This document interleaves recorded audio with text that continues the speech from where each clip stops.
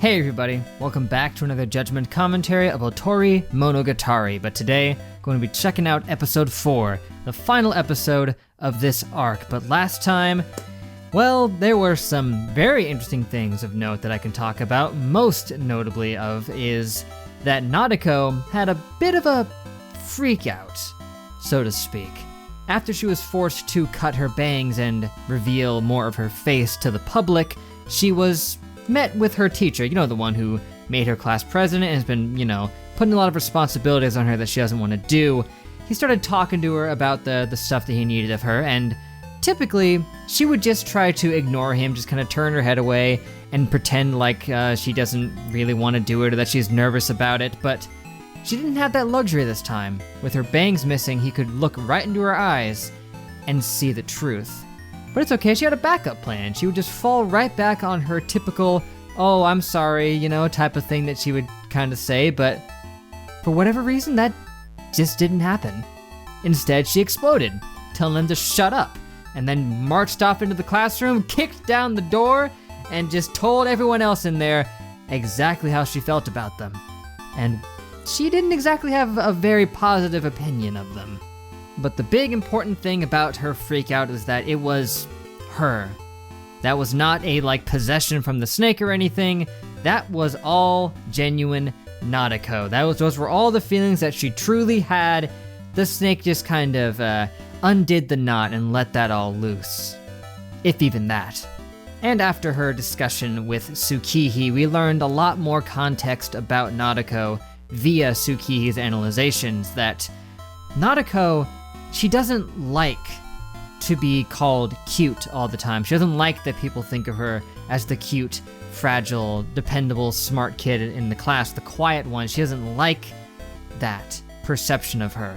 And because everyone kept constantly calling her cute and stuff all the time, it caused her to go a certain direction where she would just kind of try to not be noticeable, to make herself blend in more, but all that really did was make the problem worse, because instead of trying to make herself stand out with any traits beyond her supposed cuteness, all she had was cuteness, because she never strived to be anything beyond that. She just tried to conceal it, which is why she had the bangs, it's why she wore the baggy clothes all the time, except around Araragi, and it's also why she, broke down about hating her body so much back in her arc.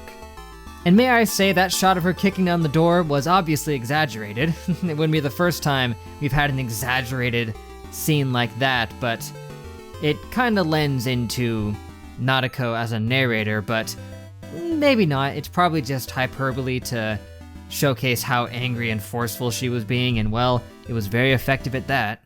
And then of course, there is her crush on Araragi. Even she came to admit that her crush for him was never true, it was infatuation. It was akin to like a celebrity crush in that she wasn't really in love with him, it was more an image of him, a perception of him. She could never truly have him, and she knew that. It was just a cop-out, so that she could, not have to worry about finding somebody else because, I'm already in love with this guy, sorry, I can't be with you. It was just so that she could weasel out of more responsibility, because I guess she's just a good for nothing. Who doesn't like responsibility? I mean, that's what she said. Those are her words, not mine.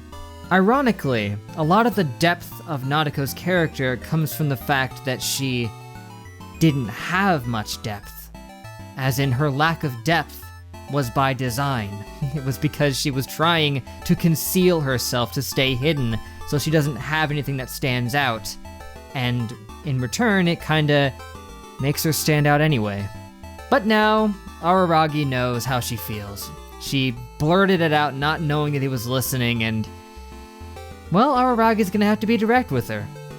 No matter what kind of snake god wish magic happens, he won't be with her.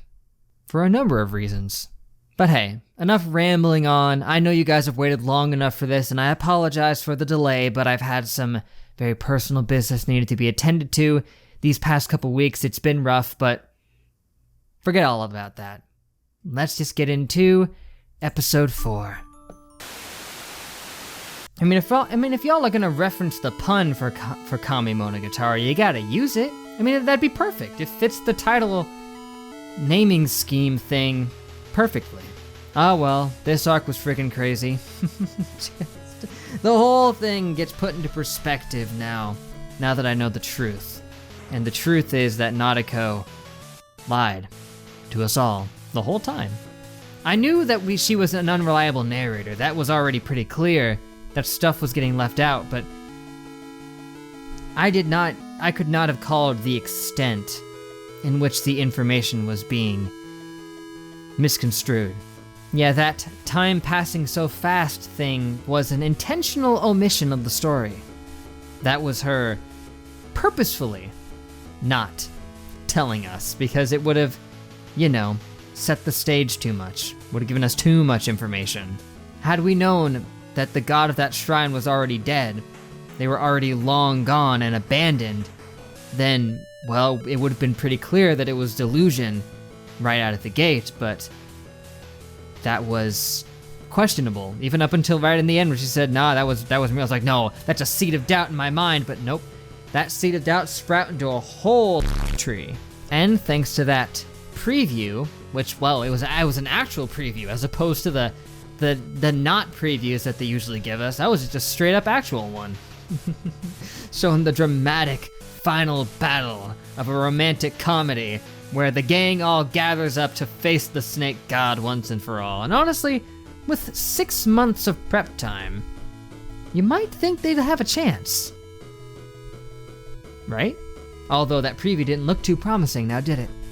Although it sounded like she was more speculative of how it would go down. She said, maybe if Hanekawa and Kanbara were there, that would be cool. Almost as if she didn't know if they would be. Perhaps this is just more of her fantasy. This is her fantasizing about the epic grand conclusion. Perhaps. Maybe at least to an extent. But man, seeing it all laid out, it really does help put her character in perspective. I definitely needed this last episode if I was going to make a call here because, like I said before, I got some comments of people saying that, apparently mostly in the Western community, that Nadeko is not liked. Not even just as a person, but as a character, that some people are not particularly fond of her. But honestly, I can't see not liking her as a character.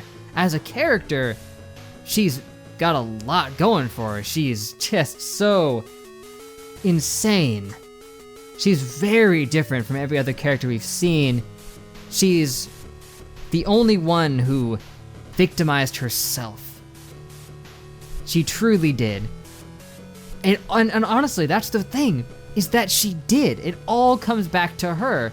Even her rejecting the guy and him, cursing her, that was still partially on her. I mean, who's to say she wouldn't have just rejected him anyway, even if she wasn't still fantasizing about Araragi at the time. Because at that point, then she would be completely clean, but the only reason that she was really rejecting him was so that she could weasel out of it. She didn't want to have to deal with having a relationship with somebody else. That's why she has felt so bad this whole time. That's why they've been questioning her status as a victim. That's why it was so strange that her hands were completely clean in her own arc. She didn't seem traumatized. It didn't seem like she had done anything wrong. It just seemed like that she was just targeted for no reason.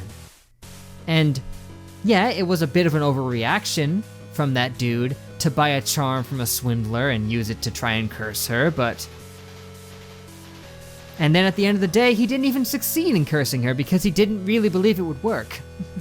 At least he didn't believe strong enough in it, because we know that the strength in this kind of stuff is from believing that it works, so clearly the kid didn't really believe that it would do anything. It was just his own way of trying to satisfy his anger. But then Nadeko goes out of her way to try to fix it because she believed that it would work. She was so concerned and scared of it that she went and tried to research how to fix it. And I would ask how she knew she got cursed, but it would be pretty easy to figure out. Everybody in school was using those curse things. She could have seen him with one or overheard that they had used it, and that's what gave her the idea. Or maybe she just suspected it had been done because of what she did. Either way, it was her going and trying to cure it that caused it to take effect in the first place, and it only started to take effect probably even just because she believed that it was real. She genuinely believed that it could have a negative effect on her, and because she wasn't handling it the proper way, because she wasn't properly trying to get rid of the curse, it made it affect her. I said it before, and I'll say it again. She's a victim of her own design. She put herself in this position. It feels wrong to say that, you know? But Nadeko is kind of crazy. She's delusional. She lives in a fantasy world, just almost 24/7. And at the end of the day, what I had said earlier ended up being right. That she only went along with the snake because it was something that she wanted to do. Because she thought that she could get something she wanted from him. And she forged that. It wasn't that she thought she could, it's that she made it so. This was all her little narrative that she spun. This is her fanfic that she wrote out and forced into reality. It's pretty crazy to think about. We're watching fiction within fiction. This is some Inception level stuff. Nadeko as an individual proved to be more deranged and twisted than I could have ever thought. I mean, they dropped those hints that she would be the ultimate enemy, and they did it so subtle, man. It sounded like a joke, or that it would be like that she becomes an enemy but then just gets redeemed quickly or something, but no redemption here so far. They've only delayed the inevitable. They've bought themselves 6 months until they graduate, and then they have to face her down at the shrine. Man, what a roller coaster ride that last episode was. I was having a hard time. I was just kicking back, trying to absorb all of that, and it was just nuts, man. Honestly, this type of cerebral storytelling is awesome. This actually has been a really good arc. I mean, in hindsight, with this last episode, to put it all into perspective, it makes it all just insane. Like, going back and looking at all of it and seeing what it would all mean in context with this knowledge would be a totally different experience. It's one of those arcs where it would just be different watching it a second time versus watching it the first because of the new information that you have. And I'm always a fan of that kind of storytelling. So long story short, with what I was talking about at the beginning of this segment here, I like her as a character a lot. As a person, well, there's not much to like.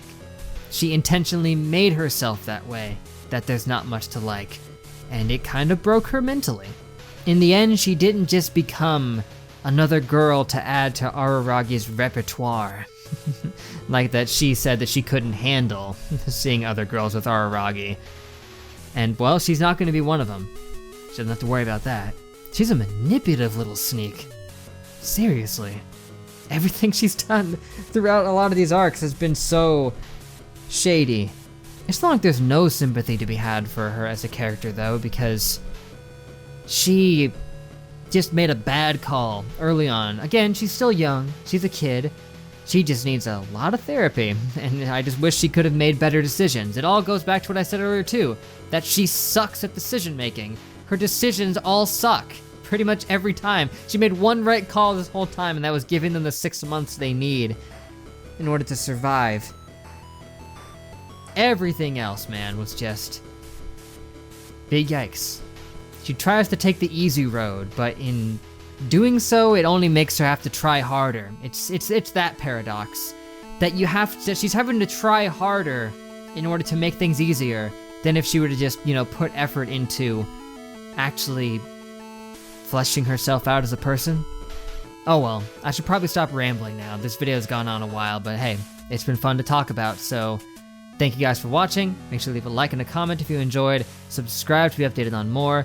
That would be great. But next time, Otorimonogatari, which the chronological nature of this is going to be, I don't know if it's going to be confusing. I'll have to think about it, because originally the third arc was going to be Hanamonogatari, but it got pushed to the end. So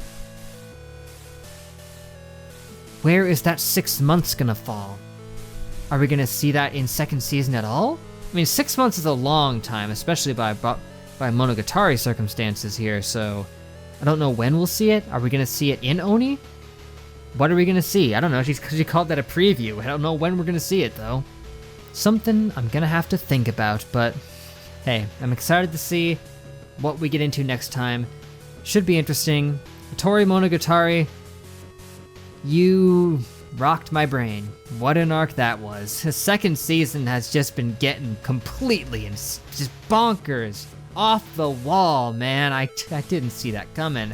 I had people try to say that it gets good in season 2, second season, and they were right. It's been getting very good. All the rest of that was just a lot of setup, but it's been really experimental in how it's been handling storytelling.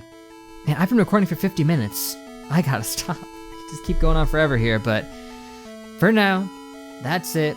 Till we meet again, I will see you guys later.